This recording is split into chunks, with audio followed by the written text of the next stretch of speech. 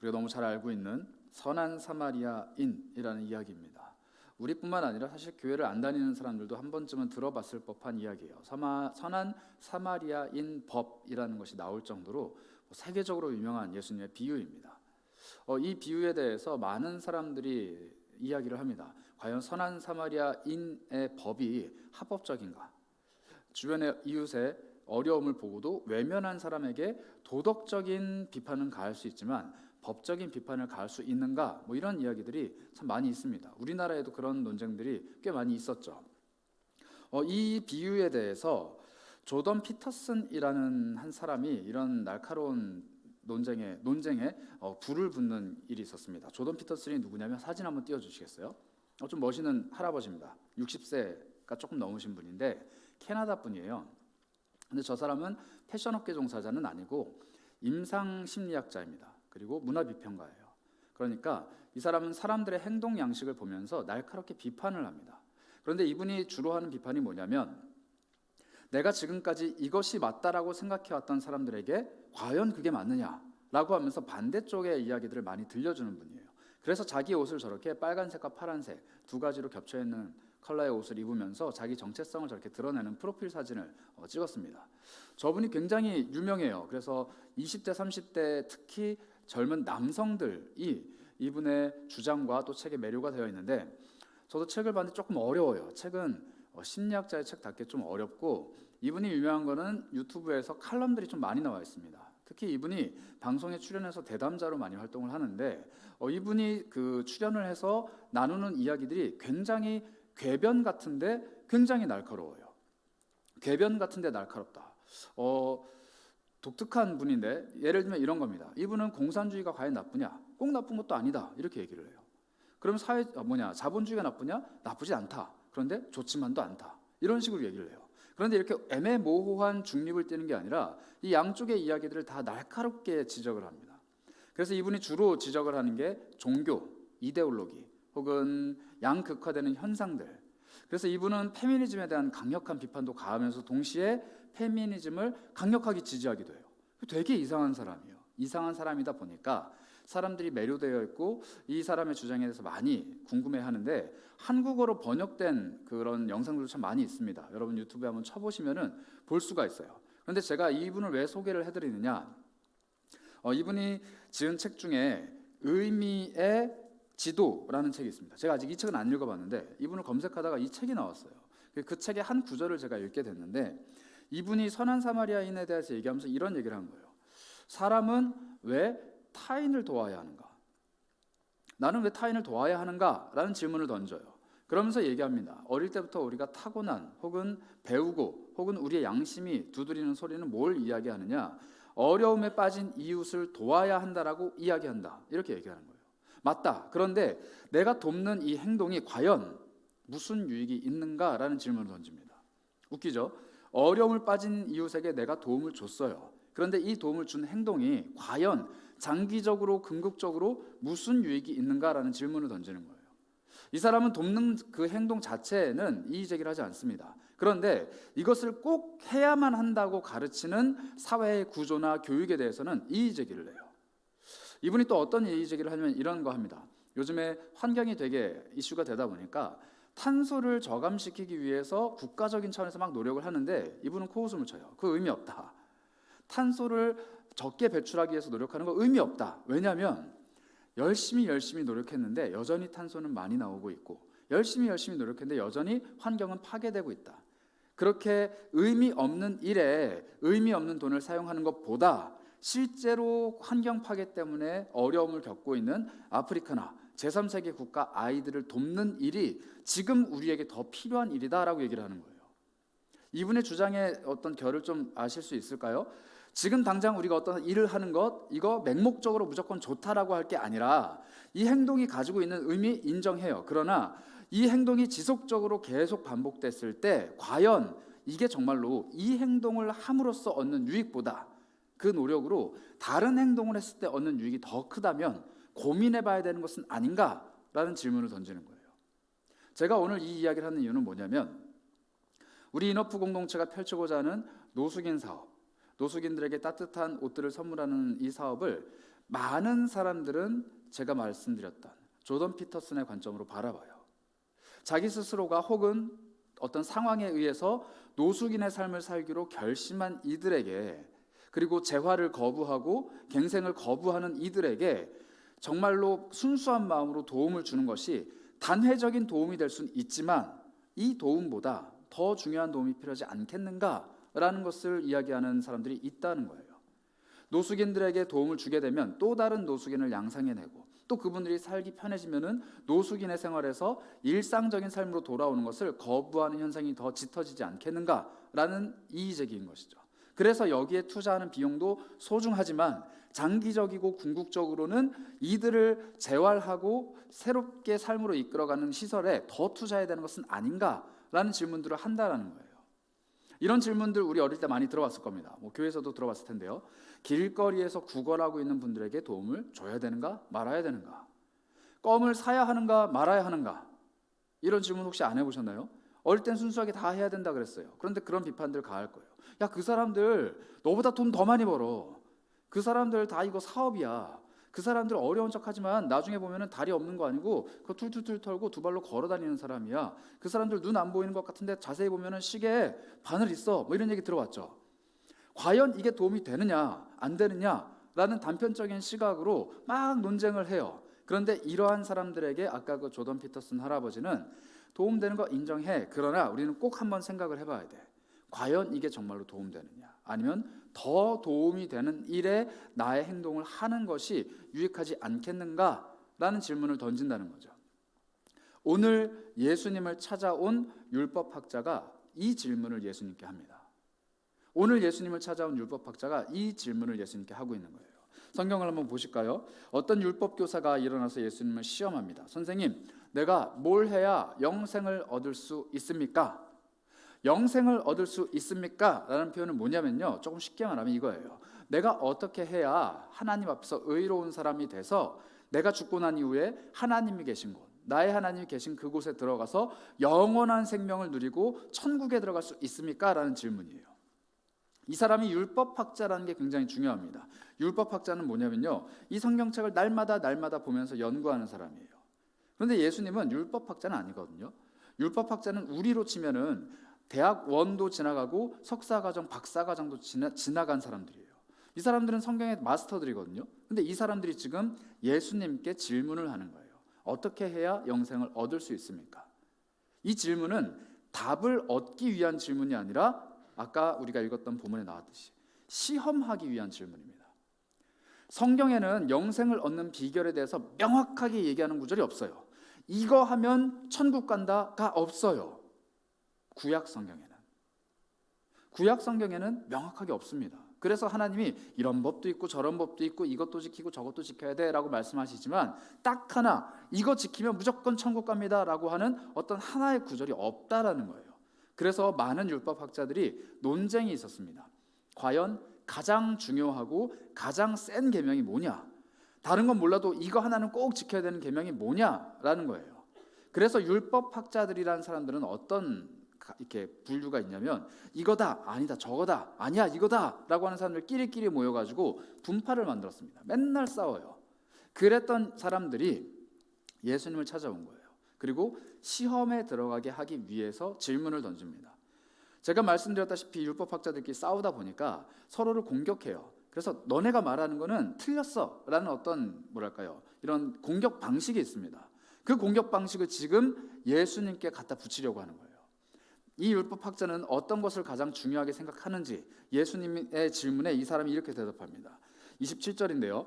내 마음을 다하고 목숨을 다하고 힘을 다하여 뜻을 다하여 주 너의 하나님을 사랑하라 라는 구절과 또 내 이웃을 내 자신같이 사랑하라 한 그 두 구절이 가장 큰 계명입니다 라고 말을 했어요. 아마 이 사람은 그걸 주장하는 사람인 것 같아요. 그런데 예수님이 만약에 다른 계명을 이야기하셨으면 태클 걸려고, 시험하려고 질문을 던진 겁니다. 근데 예수님이 살짝 비껴가셨어요. 너는 어떻게 생각하는데? 라고 답변을 하신 거예요. 그래서 이 사람이 이것 봐라 라고 하면서 대답을 한 거죠. 내 생각에는 하나님을 사랑하는 것, 이웃을 사랑하는 것, 이 두 개가 가장 중요한 것 같은데 당신의 생각은 어때요? 라고 물어본 거예요. 그런데 예수님이 한 번이 아니라 두 번이나 비껴가십니다. 뭐라고 대답하시냐면 28절에 이렇게 얘기하세요. 오, 맞아. 네 대답이 옳아. 그리고 이것을 행하면 돼. 너의 말대로 행동하면 돼. 그러면 영원히 살 거야. 라고 대답하신 거예요. 얄팍한 질문으로 예수님을 시험하려고 했던 그 사람에게 얄팍한 그 질문을 살짝 비껴가는 예수님의 대답입니다. 너 뭐가 중요하다 생각해? 나는 이거예요. 그래. 그럼 그거 하면 돼. 그러면 되는 거야. 라고 예수님이 답변을 하신 거예요. 이 사람이 한 방 먹었습니다. 그런데 한 방 먹었기 때문에 다시 질문을 하려는 것보다 갑자기 이런 욕망이 떠오르는 거예요. 29절인데요. 그 사람이 다른 의도를 가지고 예수님께 질문합니다. 이제 예수님이 시험하려는 게 아니라 자기를 옳게 보이려고 예수님께 이야기해요. 자기를 옳게 보이려고. 이 예수라는 사람이 대답을 하는 거 보니까 굉장히 지혜로운 사람이다. 그리고 나랑 결이 통하는 사람이다 라는 마음이 든 것 같아요. 왜냐하면 자기 주장을 동조해 줬잖아요. 그거 맞아. 그게 제일 좋아. 하나님 사랑하고 이웃 사랑하는 게 맞아 라고 얘기를 해주니까 이것 봐라. 나랑은 좀 뜻이 통하는구나. 그러면 이제 우리가 두 번째 라운드 새로운 대결을 펼치자. 당신은 과연 하나님을 사랑하고 이웃 사랑하는가? 나는 하는데. 그러면 나는 옳게 보여야겠다. 이 마음을 가지고 두 번째 질문을 하는 거죠. 예수님께 이렇게 물어봅니다. 그러면 하나님은 누군지 알고 있는데 이웃은 과연 누구입니까? 라는 질문을 한 거예요. 이웃은 과연 누구입니까? 이 질문을 예수님이 받으셨습니다. 그리고 오늘 여러분들께도 한번 질문 드리고 싶어요. 하나님을 사랑하고 이웃을 너의 자신과 같이 사랑하라 라고 말씀하신 그 하나님의 법 앞에서 여러분과 저는 내 이웃을 누구라고 생각하고 있습니까?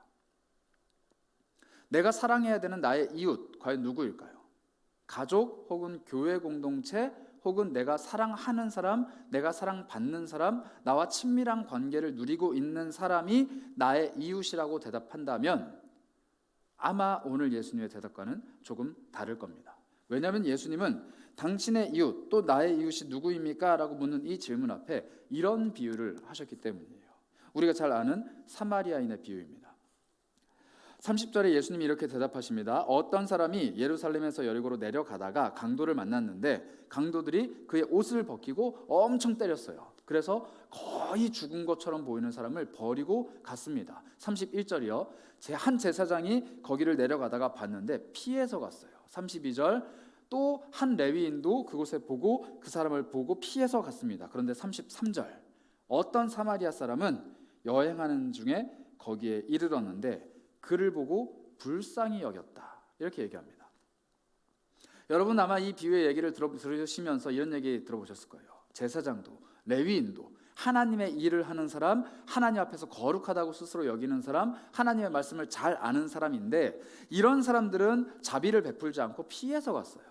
그런데 이스라엘 사람들이 싫어하던 사람, 더럽다라고 말하는 사람, 불결하다, 잘못된 사람들이다 말하는 이 사마리아 사람은 오히려 그 사람을 보고 긍휼의 마음, 자비의 마음, 불쌍한 마음을 품었다. 그래서 우리가 어떤 일을 하는 것보다 어떤 마음을 품는 게 중요하다라는 설명을 들어보셨을 거예요. 그런데 이거는 제사장과 레위인들에게는 너무나도 나쁜 해석이에요. 왜냐하면 이 사람들은 그럴 수밖에 없는 이유가 있습니다. 제사장, 레위인 이 두 사람이 이 죽을 것 같이 피투성이가 된 사람을 피해서 간 데는 이유가 있어요. 합당한 이유가 있다고요. 그것은 하나님 때문이에요. 하나님이 그렇게 하라고 시켰거든요. 자기가 봤을 때 이 사람은 가까이 가면 안 되겠다. 다 죽었다. 이 사람을 도와주려면은 내가 많은 열정과 노력과 돈을 투자해야 될 것 같으니까 모른 척하고 가야지 하고 간 게 아니고 말씀이 그것을 지시했다라는 거예요.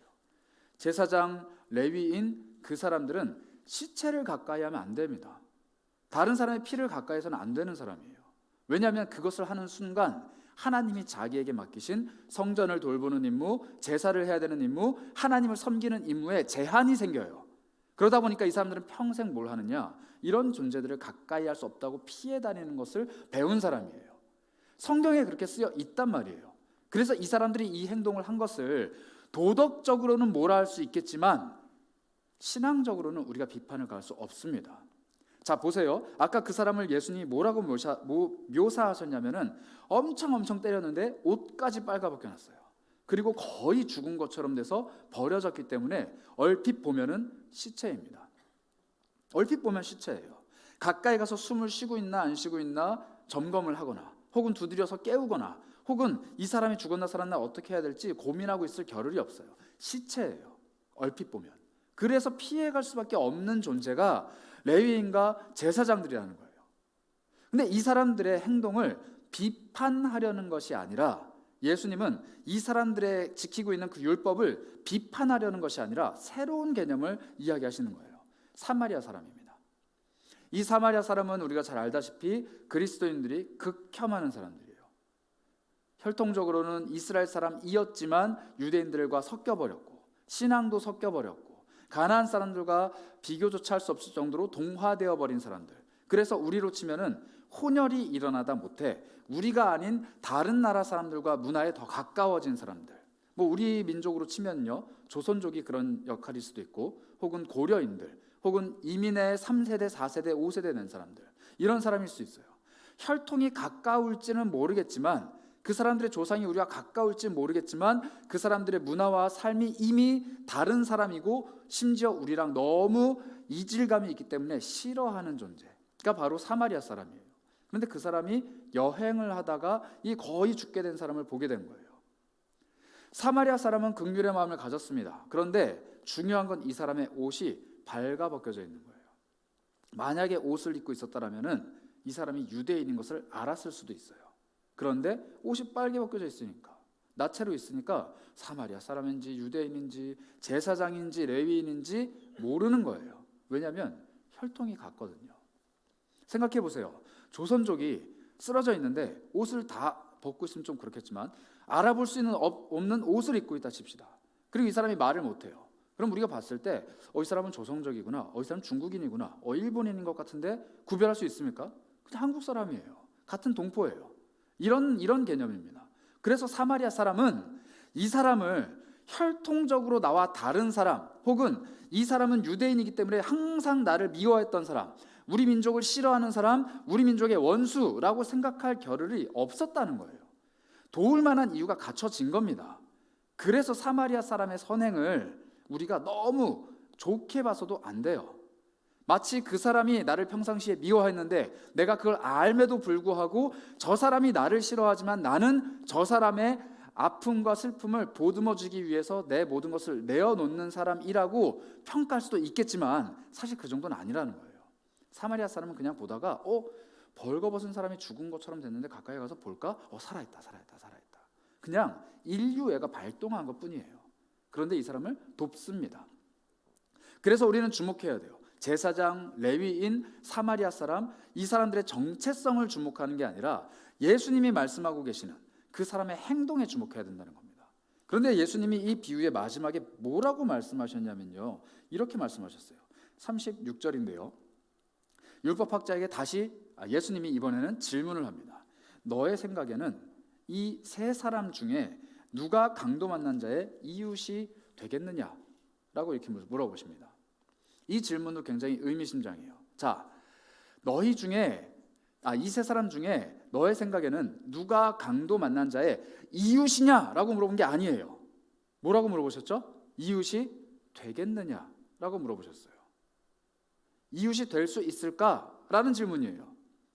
너의 생각에는 지금 이 피해간 두 사람들과 도움을 준 한 사람이 있는데 이 쓰러져서 죽어가던 사람에게 이웃이 될 만한 자격이 있는 사람이 누구야? 라고 물어보는 거예요. 그 말은 뭐냐면 지금 이웃이라는 겁니까? 아직은 아니라는 겁니까? 아직은 아니라는 거예요. 여기서 우리 그리스도인들은 꼭 하나 생각해야 될 게 있습니다. 불특정한 사람 혹은 내가 모르는 사람 그리고 내가 긍휼의 마음을 품었어도 한 번 도움을 주는 그 선행은 결코 그 사람과 나를 이웃으로 엮어주지 않는다는 거예요. 길거리에 있는 힘겨워하시는 분들 돕는 선행 누구나 할 수 있습니다. 그런데 하나님께서 특히 예수님께서는 이 선행이 나와 그 사람을 이웃의 관계로 엮여진 기준으로 보시지 않는다라는 거예요. 내가 누군가에게 도움을 줬습니다. 내가 그 사람에게 심지어 순수하고 긍휼한 마음, 심지어 기도하면서 주님의 마음을 품고 도왔어요. 그런데 이 선행이 나를 그 사람과 이웃의 관계를 만들어주는 조건이 아니라는 거예요. 예수님이 물어보시잖아요.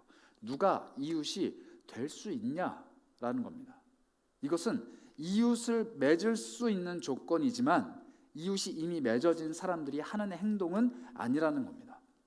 조금 쉽게 말씀드리자면요, 내가 누군가에게 선행을 베풀면 그 사람과 나는 이제 비로소 이웃이 될 수 있는 관계로 된 거예요. 그리고 이 이웃을 서로 어떻게 해야 된다고요? 사랑해야 된다라고 말씀하시는 겁니다. 예수님은 이 구약 성경의 가장 중요한 두 계명, 하나님을 사랑하고 이웃을 사랑하라라는 계명을 이렇게 해석해내시는 거예요.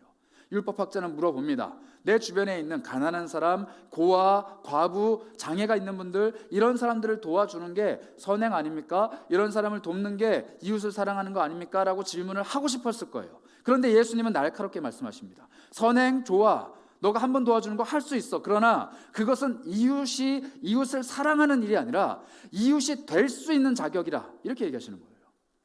그래서 우리는 우리가 펼치고 있는 별빛 온기 나눔 사역을 한번 면밀히 돌아봐야 됩니다.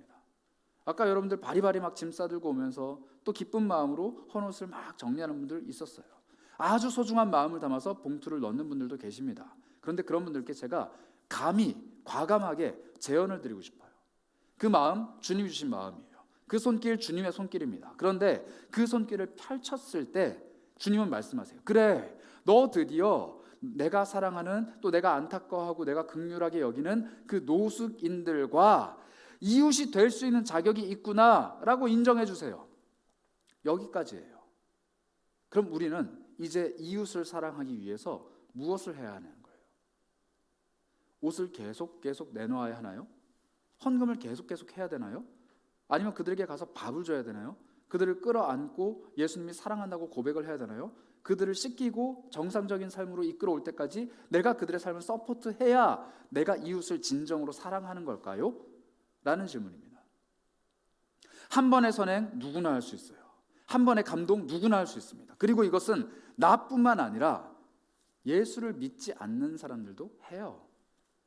여러분 그거 아시나요? 우리가 섬기기로 했던 우리 옷방, 여기에 우리 청년 중에 한 지체가 전화를 해서 물어봤대요. 우리가 교회인데 이렇게 섬기고 싶습니다. 이거 가능할까요? 이런 거 괜찮을까요? 물어봤는데 뜻밖의 소식, 교회가 그렇게 한 적이 없대요. 그래서 제가 거기 홈페이지 들어가 봤습니다. 그 단체가 왜 그런 말을 했을까? 들어가 보니까 교회는 그렇게 그 단체와 이렇게 밀접하게 사역하고 있는 교회가 없더라고요. 오히려 불교, 오히려 카톨릭, 성공회가 그 단체랑 사역을 많이 하는데 대체적으로 불교가 그 단체랑 사역을 한 거예요. 그분들도 좀 의아했던 것 같아요. 거기에 단체 대표로 스님들도 좀 계셨거든요, 과거에. 지금은 아닌데. 제가 조금 잘못 도와줬나? 이런 마음이 좀 들었어요. 그런데 문득 그런 생각이 드는 거예요. 우리는 한 번의 사역을 이렇게 펼치지만, 그리고 우리의 사랑이 한 번 전해지지만 이거 불교도 하네? 카톨릭도 하네? 그럼 우리 예수를 진정으로 마음에 품고 있는, 그들이 할 수 없는 이웃사랑을 하는 우리는 도대체 뭘 더 할 수 있을까? 뭘 더 할 수 있을까라는 고민이 생긴 거예요. 제가 그래서 이 말씀을 묵상하면서 새로운 고민이 생겼습니다. 별빛 온기 나눔, 저희 청년부가 지금 생각하기로는 한 번이에요. 전달하고 끝이에요. 그리고 우리는 수련회 갔다 오고 내년도에는 다른 별빛 온기 나눔을 할 거예요. 마치 작년에 우리가 연탄 봉사를 했고 올해는 우리 노숙인 성김 봉사를 하듯이 매 시즌마다 이렇게 바뀌어 갈 건데 고민인 거예요. 그들과 관계를 맺고 이웃이 될 수 있는 준비는 우리가 되어 있어요. 그런데 그들을 이웃으로 품고 사랑하는 일에 우리가 뭘 할 수 있을까라는 고민은 아직 없다라는 거죠. 저뿐만 아니라 우리 모두가. 그래서 여러분들 이번 별빛 온기 나눔, 우리가 이웃이 될 수 있는 조건을 마련하는 시간이라면 여러분들은 이제 내가 내 주변에 이웃을 위해서 어떻게 사랑을 실천할 수 있을까 고민하셔야 됩니다. 노숙인들을 위해서 내가 무엇을 할 수 있을까? 우리 공동체가 무엇을 할 수 있을까? 그분들뿐만 아니라 내 주변에 상처받고 넘어져 있는 영혼이 있다면 그들을 한 번 보듬을 수는 있지만 두 번, 세 번, 네 번 계속 보듬으며 그들과 함께 동행할 수 있는 게 과연 무엇이 있을까라고 고민을 하셔야 된다는 거예요. 예수님이 이렇게 말씀하셨거든요. 이 비유 속에서 35절인데요. 그 이튿날 그가 주막 주인에게 데나리온 2를 내어주며 이르되 이 사람을 돌보아 주라. 비용이 더 들면 내가 돌아올 때 갚으리라. 예수님은 이 말씀을 하고 싶으셨던 거예요. 야, 제사장 피해갔어, 레위인 피해갔어, 근데 사마리아는 돌봐줬어. 봐봐, 너네 제사장, 레위인, 율법학자들 다 이상한 얘기 하잖아. 그런데 사마리아는 실제로 하잖아. 누가 이웃이야? 이 얘기를 하고 싶으신 게 아니라는 거예요. 너의 정체성은 이거고 이 사람의 정체성은 이건데 너네들 이거 무시하지? 무시하지 마. 실제로 선행을 베풀면 이웃이야. 이 말씀을 하고 싶으신 게 아니라는 거예요. 예수님이 정말로 하고 싶으신 말씀. 비용이 더 들면 내가 돌아올 때 갚을 거야. 나는 한 번 그 사람을 살린 게 아니라 2번, 3번 연속적으로 그 사람이 살아날 때까지 나는 계속해서 나의 헌신을 쏟아부을 거야. 이게 바로 진정한 이웃사랑이라는 겁니다. 그래서 우리의 고민은 더 깊어져야 돼요. 옷 많이 모인다, 헌금 많이 모였다, 좋아할 일이 아니고 이제 어떻게 해야 되는가? 우리가 그들을 보게 하셨는데, 우리가 사회에 이런 면을 보게 하셨는데, 우리가 이것을 품으라고 하나님 말씀하셨는데, 그리고 나는 어떻게 해야 되는가? 이게 바로 선한 사마리아인이 했던 삶의 실천입니다. 그리고 그 말씀을 우리에게 이렇게 다시 한번 날카롭게 질문하고 계십니다. 내 생각에는 누가 이 강도 만난 자의 이웃이 될 수 있겠느냐? 우리에게도 질문하세요. 너 옷을 5벌 갖고 왔구나. 너 옷을 10번 갖고 왔구나. 너는 헌금을 100만 원 했구나. 1000만 원 했구나. 좋아, 잘했어. 그런데 누가 지금 노숙인들의 이웃일까? 누가 지금 너의 곁에 힘들어하는 사람의 이웃일까? 라는 질문을 끊임없이 하신다는 거예요. 예수님은 그 사람이 강도 만난 사람을, 사마리아 사람이 강도 만난 사람을 고치기 위해서 며칠을 허비하였는지, 얼마를 냈는지, 그리고 앞으로 얼마를 더 내야 되는지에 관심을 갖지 않으십니다. 물론 말씀하셨어요. 이틀을 머무르고 두 데나리온을 주고. 그런데 만약에 그것에 관심이 있으셨다면 그 비유는 이 이야기까지 반드시 해야 돼요. 여행을 갔다 온 사마리아인은 그 사람을 위해서 153데나리온을 추가 지불하였다. 이 얘기를 하셔야 돼요. 얼마가 들어갔는지에 관심이 있으시다면. 그런데 예수님은 그것은 점점점 줄이십니다. 관심이 없으시다는 거예요. 예수님이 관심이 있으신 것은 지속적인 것, 그리고 끊임없는 것, 그리고 마음에서 계속적으로 우러나오는 끊임없는 자비와 선행입니다. 저와 여러분이 다시 한번 스스로에게 질문했으면 좋겠어요. 우리 주변에 있는 사람들 중에 분명히 나의 이웃이 있는데, 내 도움의 손길이 필요한 사람들이 있는데, 꼭 우리가 함께하는 이 노숙인 사역뿐만 아니라 내가 지금 연락하고 이야기하고 보듬어줘야 되는 사람들이 있는데, 눈물을 닦아주고 등을 두드려주고 그 사람을 일으켜 세워주고 팔짱을 끼고 어깨 동무를 해서 같이 걸어가야 되는 사람이 분명히 있는데, 그 사람이 나에게 도움을 요청할 때 그래 힘들지 그래 오늘은 좀 괜찮지? 그래 내일 잘 살아봐 하고 나의 삶으로 돌아가는 것이 아니라 끊임없이 그 사람의 삶에 찾아가서 내가 가진 것을 허비하고 소모하면서 그를 돕는 일들, 이게 과연 우리의 삶에 있는가라는 질문입니다. 율법학자는 물어봤어요. 내 곁에 이웃이 도대체 누굽니까? 예수님은 다시금 물어보십니다. 이웃이 누군지는 모르겠고 너는 이웃이 될 준비가 되어 있냐라는 겁니다. 오늘 우리에게도 물어보실 거예요. 우리가 이렇게 많이 돕습니다. 너네가 돕는 양은 내가 관심이 없고 너는 계속해서 도울 준비가 되어 있느냐? 우리는 과연 이웃이 될 준비가 되어 있나요? 누가 이웃이 되겠느냐?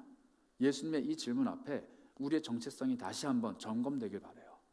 여러분들 곁에 있는 사람들 알 수는 없지만 그 남몰래 눈물 흘리며 괴로워하는 사람들이 분명히 있습니다. 특히 삶은 그럴듯해 보여요. 잘 살고 있어요. 그런데 영혼이 피폐해지고 낙심되고 눈물 흘리고 주저앉아 있는 사람들이 분명히 있습니다.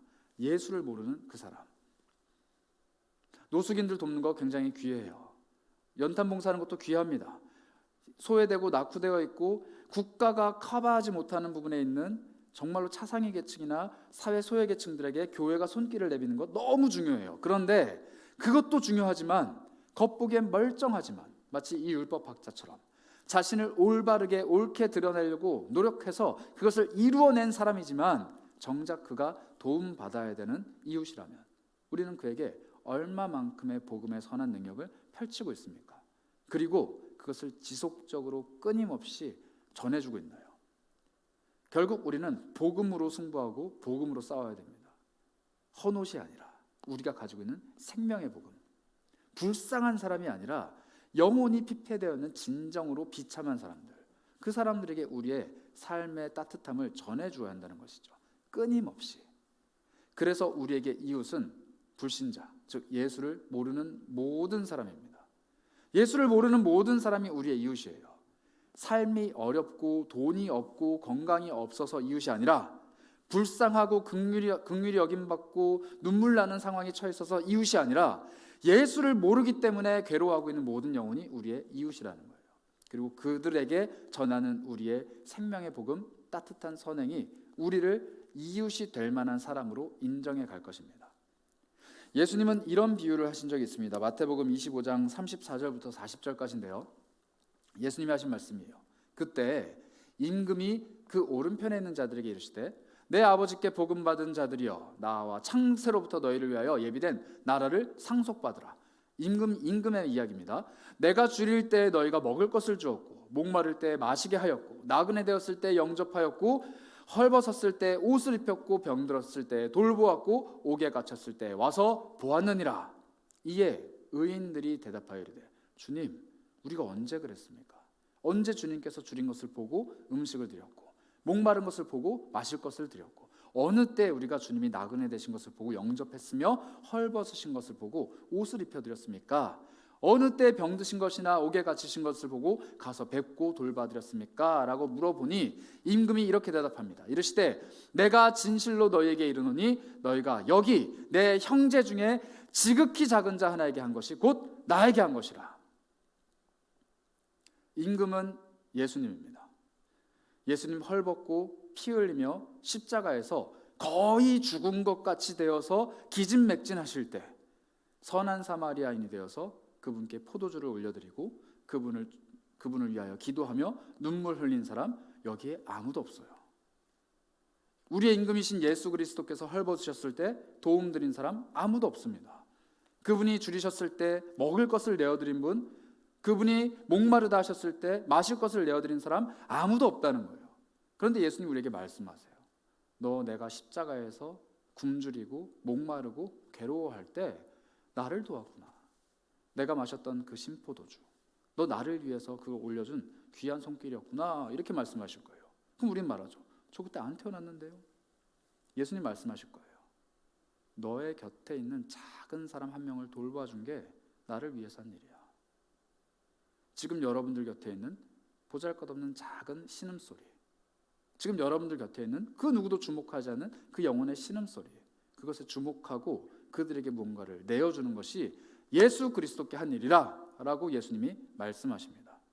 그래서 하나님 사랑과 이웃 사랑은 같은 거예요. 율법학자는 얘기했습니다. 첫째는 하나님을 사랑하는 거고요, 두 번째는 이웃을 사랑하는 거라고 했어요. 나 하나님은 누군지 알아요. 그런데 이웃은 누군지 모르겠어요. 이웃이 도대체 누구예요? 라고 말씀했습니다. 그런데 예수님 말씀하세요. 하나님을 사랑하는 것 그리고 이웃을 사랑하는 것 똑같아.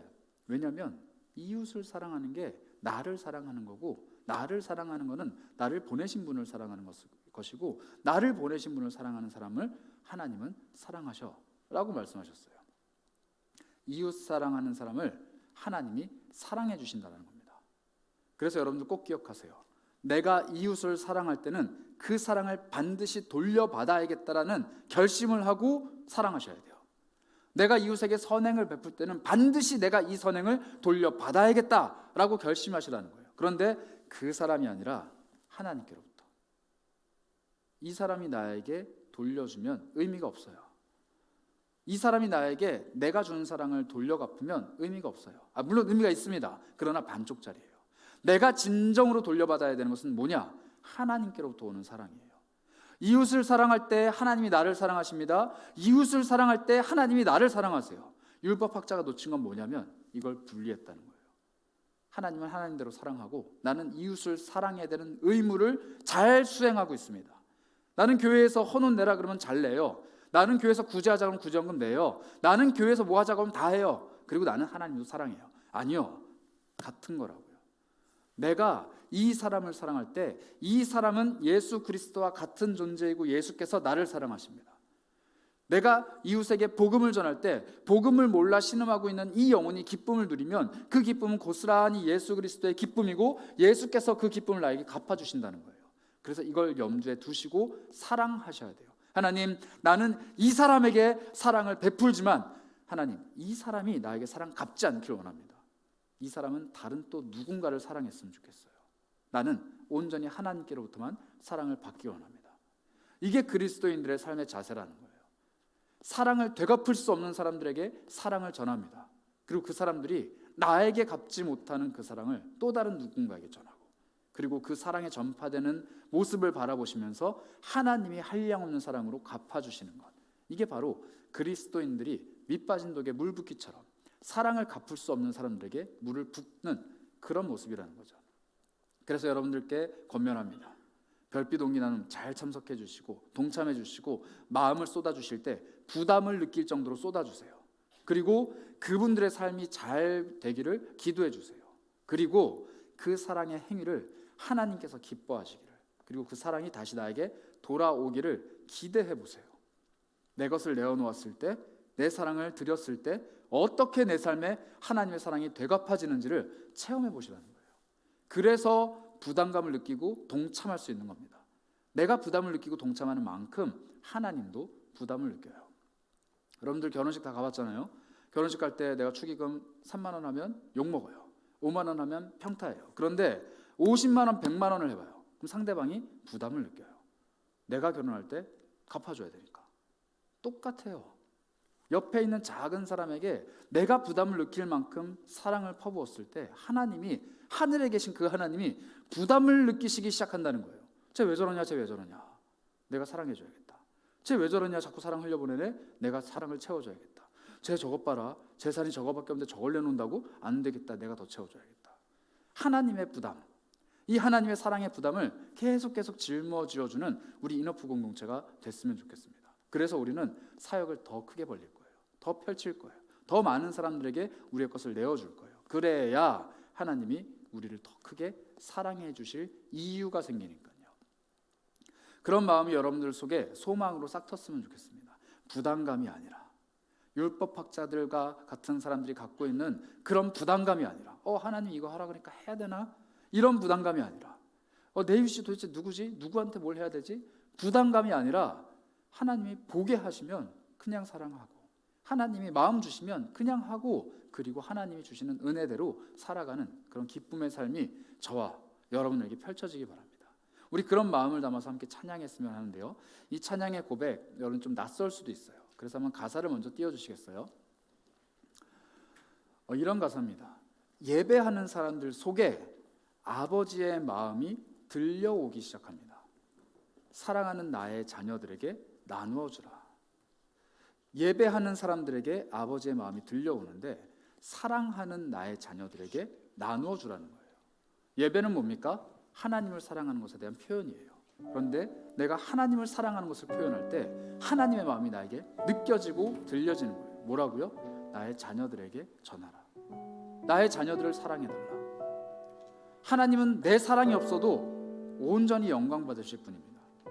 온전히 하나님은 완전하신 분이세요. 그런데 그분이 자신이 받아야 되는 그 사랑을 다른 이들에게 전해주라, 이렇게 말씀하시는 거예요. 하나님 사랑과 이웃 사랑, 그리고 그 둘을 설명하는 예수님의 비유, 누가 이웃이 되겠느냐, 이 질문 앞에서 우리가 이 찬양으로 화답했으면 좋겠습니다.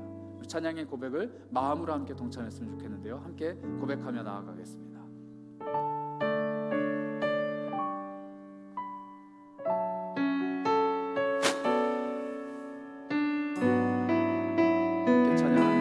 예배하는 사람들 속에, 예배하는 사람들 속에 아버지의 마음이 들리네. 사랑하는 나의 자녀들에게 나눠주라고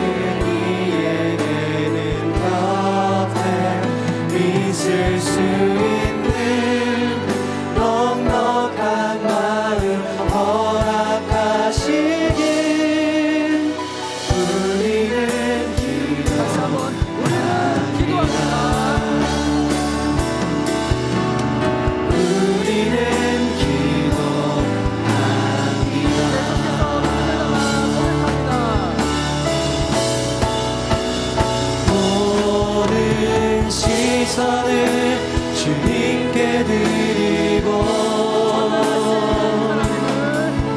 전능하신 하나님을 느낄 때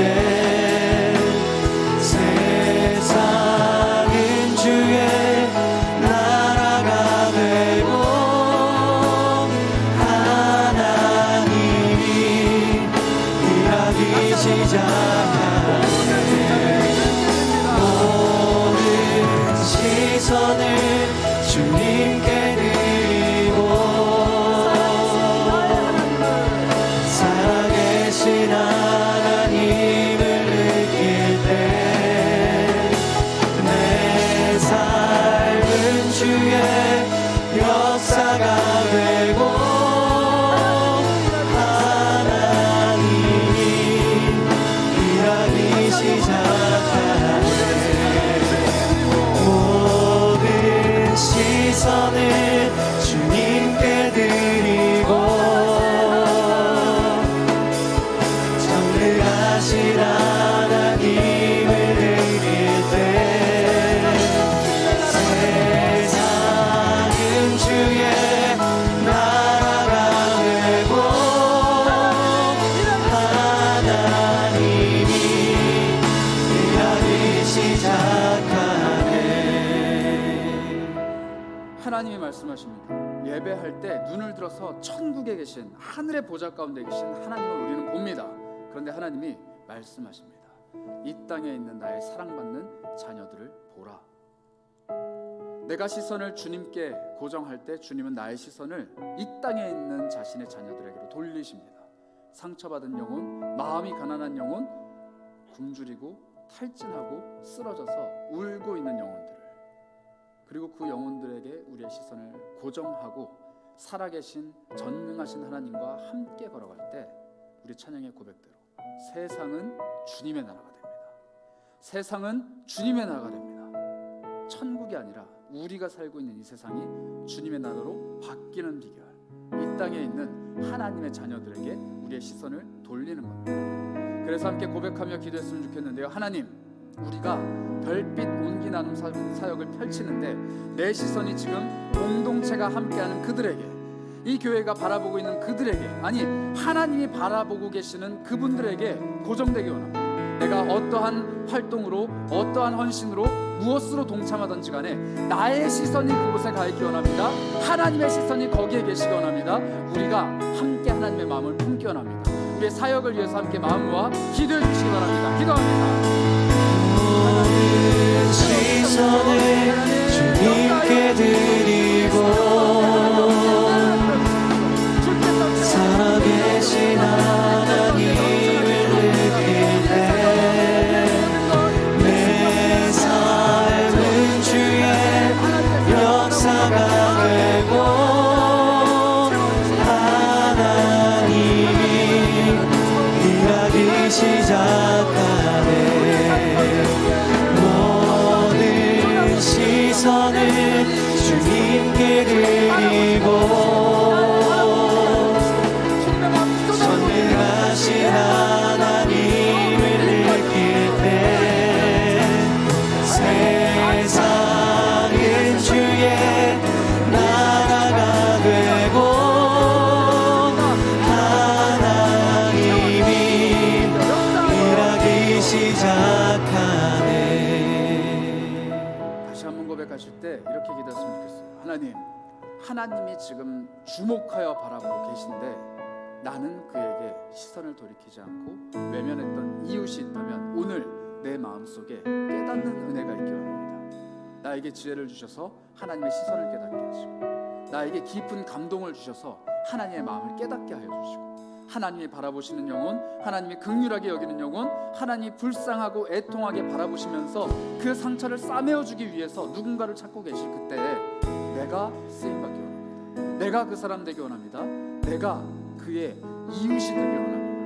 누가 그의 이웃이 되겠느냐 말씀하시는 주님의 음성 앞에 내가 있습니다 고백하는 사람이 되기 원합니다. 하나님, 나에게 나의 이웃을 보여주시고 하나님의 마음을 부어주셔서 우리 주변에 있는 이웃들이 생각나신다면 그들의 이름을 불러가며 그들의 영혼을 하나님 앞에 맡겨가며 함께 기도하도록 하겠습니다. 기도합니다. 주여, 주여 모든 시선을 주님께 드리고 살아계신 하나님을 느낄 때 내 삶은 주의 역사가 되고 하나님이 일하기 시작하네. 모든 시선을 주님께 드리고 전능하신 하나님을 느낄 때 세상은 주의 나라가 되고 하나님이 일하기 시작하네. 하나님, 간절히 소망합니다. 누가 그 사람의 이웃이 되겠느냐? 라고 질문하시는 그 주님의 음성이 매일매일 나의 심령에 울려 퍼지기 원합니다. 미처 생각지도 못했던, 중요하게 여기지도 않았던, 그저 그런 사람, 스쳐 지나가는 사람으로 여겼던 그 한 영혼이 나의 마음에 비수와 같이 꽂혀서 누가 저 사람의 이웃이냐? 라고 질문하는 그 하나님의 음성을 듣길 원합니다. 그리고 다가가서 그의 상처를 싸매어주고 주님께 간절히 기도하기 원합니다. 주님, 내가 주님을 예배하지만 주님의 사랑받는 자녀들을 돌보라 말씀하시니 주님의 시선이 이곳에 있는 줄 알고 내가 그를 싸맵니다. 그를 돌봅니다. 그리고 이 사람을 돌보는 일에 더 많은 도움이 필요하다면 주님, 내가 다시 헌신하길 원하니 나를 사용하여 주옵소서. 나에게 있는 2 데나리온 하나님 앞에 맡깁니다. 주님, 이 영혼을 회복시키는 일에 나를 사용하여 주옵소서. 이렇게 주님의 마음을 시원케 해드리는 하나님의 자녀들이 되기 원합니다. 이렇게 우리가 이웃을 사랑할 때 그 사랑이 바로 주님을 사랑하는 일이라 하셨습니다. 주님, 나를 위해 고통 가운데 헐벗으셨는데, 주님 목마르게 십자가에서 생명을 내어놓으셨는데, 내가 그 자리에 없어서 주님을 못 도운 것이 아니라 내 이웃에게 관심 갖지 않아서, 내 이웃에게 사랑 베풀지 않아서 주님을 못 도왔다라면 얼마나 슬픈 일입니까? 주님, 나에게 이웃을 보여주셨사오니, 나에게 섬길 만한, 돌볼 만한 사람들을 보여주셨으니 내가 주님을 대하는 심정으로 그들을 사랑하기 원합니다. 복음을 모르는 이에게는 생명의 복음을, 사랑이 필요한 이에게는 주님의 따뜻한 위로를, 삶의 여러 가지 공경 가운데 낙심하고 쓰러져 있는 이들에게는 주님의 능력을 나를 통해 펼쳐 보여주시옵소서. 주여, 우리가 모두 그렇게 쓰임받는 주님의 귀한 자녀들 되기 원합니다. 한 사람도 빠짐없이 사랑을 전하는 일에 최선 다하되 우리가 가지고 있는 삶의 능력대로, 주님 베풀어 주시는 삶의 능력대로 헌신하기 원합니다. 그리고 주님이 약속하신 대로 우리에게 갚아 주시옵소서. 내가 지금 가지고 있는 것이 요만큼밖에 없기 때문에 이만큼밖에 헌신할 수는 없지만 내가 이것을 아낌없이 내어드릴 때 주님, 나에게 더 큰 것 채워주시고 더 많은 것 갚아주실 부담을 우리 하나님이 느끼시기 원합니다. 그리고 그게 내 삶에 찾아왔을 때 또 다른 이들에게, 더 많은 이들에게 더 큰 것을 내어줄 수 있는 하나님의 사람들 되기 원합니다.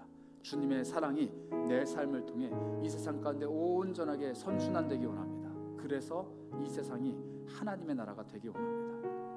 멀리 있는 것이 아니라 내가 살아가고 있는 세계가, 내가 발딛고 있는 세상이 하나님의 나라가 되는 비결, 우리 주님의 사랑을 그저 전할 뿐임을 다시 한번 고백합니다. 하나님을 사랑하고 이웃을 사랑하는 그 말씀 삶에서 온전하게 실천할 수 있는 우리 모두가 되게 하여 주옵소서. 우리 주 예수 그리스도의 이름으로 기도합니다.